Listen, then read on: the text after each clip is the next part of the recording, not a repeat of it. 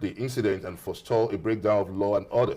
The Commissioner of Police directed the reinforcement of personnel, including the deployment of additional intelligence operatives alongside tactical teams and mobile personnel to strengthen surveillance, intelligence gathering, and rapid response capabilities within the axis. According to the police, preliminary reports indicate that attackers numbering about 12 emerged from adjoining bushes, opened sporadic gunfire on Rangers' office, and fled the scene.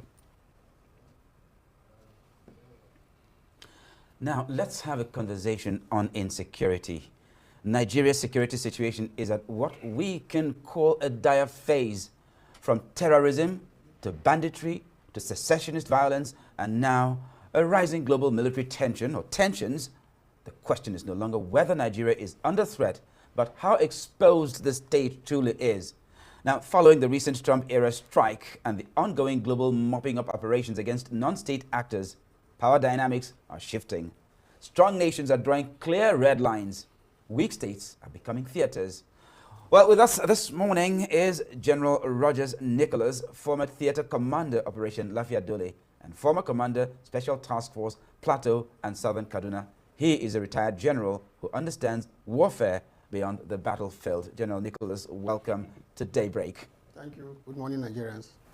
Now, talking about mopping up operations, apparently that seems to be lacking when it comes to Nigeria's security architecture. That attack on insurgents and terrorists in the northern part of the country, of course, you know that the elements, some elements would have escaped, actually faded into the surrounding communities while the others would keep moving southwards. And it appears as a consequence we are having increased attacks in Niger State, in Oyo State, in Benue State, in Kwara State. So, unfortunately, it appears that there is a major gap in Nigeria's security architecture that actually permits terrorists to continue to act even after they appear to be on the back foot. Yeah, the situation is very dynamic because there are so many things, so many gaps in our security system. One major gap is the issue of capability. Capability. What can we do? Capacity. What do we produce? That kind of a thing. So when there is that gap, people take advantage, the terrorists take advantage, and they move away fast. But I would say that I think the military is doing their best, and the rest of the security are doing their best to make sure they control the situation. And around the theaters across the nation, there have been positive results. The military have been engaged. It looks like there have been so much rhetoric, so much solution profile to in addressing this, and the North being the hotbed of this. Most of these attacks had a recent Northern Governors Forum meeting where they highlighted religious intolerance, the need to ban, the need to place a ban on mining activities, and also the need for state policing. So it appears that there is absence of political will to take a firm stance on the enactment of state policing in the country. Because you said that, just like Yolanda asked you, that there is usually a reprisal, and there is no guarantee that those areas attacked are usually the prime target again. Yes. But if there was a military, the Nigerian military, intervening in an area, and there's a state policing structure to do that mop-up exercise, don't you think that this would address the lingering security question? Yes, I totally agree with you that there's need for the state policing to come on board. Well, how many of our governors have shown interest? No, they all agreed. Yeah, but what are they doing about it? Initially, it was issue of funding, but now that there's an increase in allocation of funds to the state governors, they are now ready. They have expressed their readiness for state policing. Yeah, if the president has given the go-ahead, so what is delaying the state governors from doing that? No, that it needs to pass through the National Assembly. So that's the political we are talking about. What is the National Assembly doing about that? No, but when the president wants a loan from the National Assembly, there is usually an express way in which they pass it overnight. So why are we having this sloppy response? So we should hold a very important issue as state policing. Yeah, we should hold the National Assembly responsible for that. The National Assembly and the state assemblies, we should hold them responsible for that. You don't think that the president needs to put pressure and let them see that indeed his body language, his countenance and everything mean well for the issue of state policing in the country? If the president has given a go-ahead, does he require anybody to start romancing the idea? No, you should send the draft bill as you normally send to the National Assembly. You see, it boils down to the issue of political will. But having said that, maybe the government can also come up with private military contractors. if such a bill comes aboard and allow, like you have in other countries where you have the private military contractors, they can be established to also help, to assist the local vigilantes, where the military and other security agencies may not be able to enter. These people might be able to do that. Just like we're talking about the forest guards. But the forest guard, again, if you look at the structure of the forest guard, it's grossly inadequate for me. The forest guard, I believe, should be manned by retired military personnel who have, or security agencies that have been in the field. They have been able to be in the forest for months to be able to actually see forest guard. But when you carry a civilian who's maybe from one Ministry of Agriculture, Ministry of Works, and you make him head of forest guard, what are we doing? We play with a lot of things in this country. General, I would like to bring us back to the issue of what we describe as ungoverned spaces, and there are lots of them. I've been in Niger State, particularly in the Borgo Emirate and specifically Aguara local government area, and I have seen ungoverned spaces. But on the night that the hitherto abducted children were returned to their school and parents in Papiri community, I also noticed the heavy presence of military officers. I mean, it was the evening, but so many vehicles and so many soldiers there. And then after the return of the children, they drove back to their base in New Busa, I believe. Now, the next day we went around and we saw that the whole area was so vulnerable. And they said, if the military authorities have been here, what stops them from actually establishing forward operating bases in these ungoverned, vulnerable areas? At least it would actually show that there is a willingness to counter the threat of bandits operating in that area. That was not done, and unfortunately we had a massacre taking place in Kaswan Daji. So is it not a failure on the part of military authorities to assess accurately the outcome of certain expected actions on the part of terrorists? Well, it is not easy for you to push the blame to the military. Like I said, there are inadequate boots on the ground. The ungoverned spaces are so many in this country that the military, even if you line up the military chain to chain, arm to arm, we can't cover the ungoverned spaces.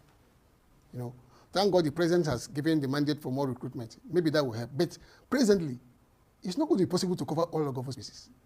What is the strength of the military? But at least make an effort in covering the spaces that are vulnerable, where you have, bandits within, because these bandits operate within a 20-kilometer radius. Yeah. So you can't, of course, cover all the ungoverned spaces, but the ones that are particularly vulnerable to attacks, those are the ones I'm talking about. Well, you should understand there are other agencies too that are involved. How about the police? How about the civil defense? What are they doing? Do they have the capacity to these deal are the issues with we're talking people about. who carry those kinds of arms? Those are the issues I raise area onto you, that the issue of capability and capacity is a problem. Across all the security agencies. General, you've spoken about the challenges with the capabilities, with these security challenges. Let's look more at what solutions can be preferred. One of the major solutions. Yes, what must Nigeria do? Is the political will by our leaders. Once the political will is there to say, okay, recruit more men, just like the president given directive to recruit more military men, recruit more policemen, and train them. Then also equip them, not just training them, equip them with the necessary technology, with the necessary equipment to deal with the security situation. And also to carry the people along. The various communities, the community leaders, the traditional rulers need to be carried along. The youths, the traders, the National Union of Road Transport, because they see movements, So these are the issues. Everybody should be carried. It's a national problem, so it should be a holistic problem. Okay. We are doing our best, even though the best cannot be said to be the best for now. But I think we're doing enough. But what I think the general public, the locals, through where these people flee, should be able to also bring up information as quickly as possible to the security agencies to be able to follow up. So these are some of the challenges. Now, one of the challenges as well that people seem to be facing is this overlap in the type of, attacks. How dangerous is this overlap between this banditry, there's terrorism, there's communal conflict? Everything is now starting to mesh and look like one. Yes, because we give it a correlative name. We call this one bandits, we call this one IPOB, and we'll call this one terrorists. They're all terrorists by designation.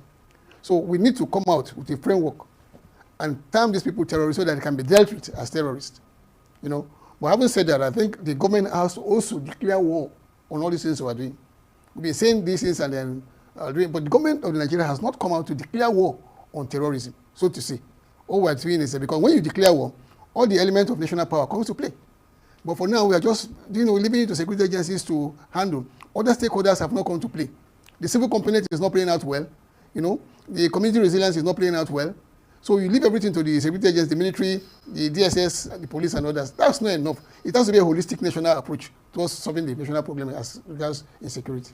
Okay, now when just following up with the deadly and precision strike by the U.S. government, one would have expected a swift and prompt mop-up exercise by the Nigerian government. But many people feel that the response has been very sloppy indeed. And when you look at the fact that there was intelligence gathering, that there are some infiltration of terrorist elements immediately after the attack in areas of like Benue State in the Middle Belt axis, and nothing much was done. And that takes us back to that question that intelligence also was provided just hours before the abduction took place in Niger State, as in the case of Papiri, and there was no action to that effect. So how would you respond to this very visibly compromised security and poorly driven intelligence architecture?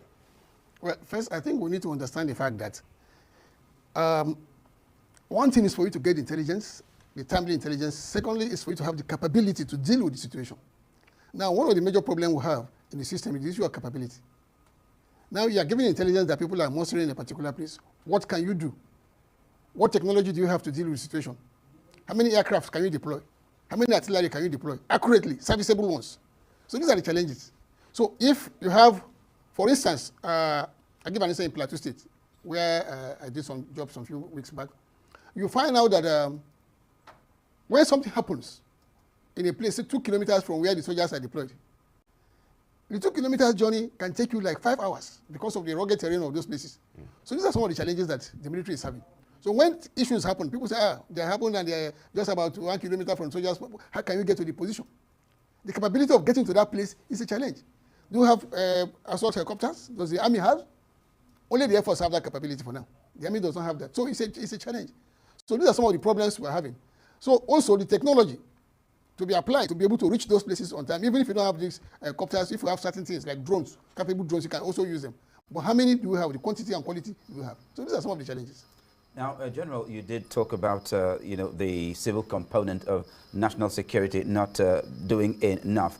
Yes, indeed, I tend to agree with you on that because when earlier this year, towards the end of last year, I was at the Armed Forces Command and Staff College, Jaji, and there was this issue of the whole of society approach to national security. And here also you've talked about a holistic approach to national security, but it requires a lot. Training, orientation, public enlightenment, training in intelligence gathering among the civil populace. Someone is expected to drive this initiative, and I think the ball is right back in the court of the Nigerian Armed Forces, and they are not doing this. So if the civil component of national security is not doing well, I think the Nigerian Armed Forces also has to take the blame, shouldn't they? No, they should not, because there are outfits like the National Orientation Agency. That is their responsibility. But they don't have the capacity, they don't have the technical know-how. So you don't put the blame to the military. Do we have the capability? Yes, I mean, this is national security. So when it comes to issues of security, then, General, I think that is the responsibility of the armed forces either way, even when it comes to training and orientation. No, it's a national issue. It shouldn't be thrown to the military. It's a national issue that everybody should be involved in this. The military, the civil company should be involved. But there are agencies, specifically are marked to be able to enlighten the society. National Orientation Agency is one of those organizations. Federal Ministry of Information is one. And at state level, we have all these ministries and other agencies that should be able to train and organize all these things. But when they are not pulling their weight, you don't put everything on the military. The military has limitations. The military has the security know-how. Yes. They can only use these organizations as vehicles, but the know-how actually comes from the military. Are they sharing it? Yes, we are sharing it. We are also training some civilian company. That is why when you went to that JAG operation, I'm sure you would have seen some civilians being trained. If you go to Command and Staff College, if you go to National Defense College, you go to the civil military war colleges, you see civilian components being brought in to be trained on how to handle these things. But specifically, there are agencies that is their responsibility, they are budgeted for, that should take over those responsibilities of training, enlightening the civilians. NOAA, like I said, is one of those agencies. Federal Ministry of Information is one of those agencies. All right, General, something that we see that continually happens is that when an area or a community is hit by these so-called terrorists, why is it that after these areas are cleared, they often relapse into insecurity again? Yeah, the issue is that there are not enough boots on the ground. That is one. Two, the technology is inadequate. That's two. So these are two major components. But let me thank the president for having approved the establishment of a more training area, more depots for the Nigerian military, and also encouraged the recruitment of more men. We hope that when this number of men are trained and the depots have come into play, then we'll be able to have more boots on the ground. And like I said, the civil component that is supposed to be passing some of these informations are not even doing that, but rather collaborating with those agencies because of fear or intimidation by those agencies, those criminals. They will come back and kill them. So these are some of the challenges we have.